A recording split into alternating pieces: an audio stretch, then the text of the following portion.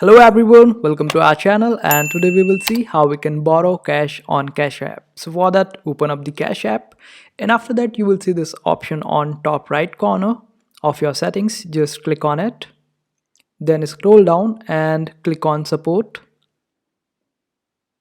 and after that just scroll down again and click on something else. And here scroll down to the very last and you will see this option of borrow. Just click on it and you will see the number of factors influencing whether you will have borrow feature or not.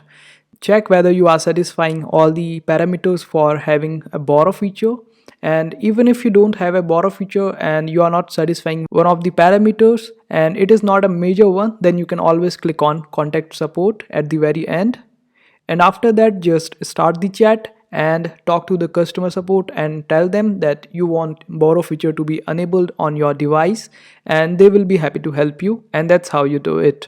I hope this video was helpful. Make sure to hit that like button and also subscribe to our channel for more helpful videos.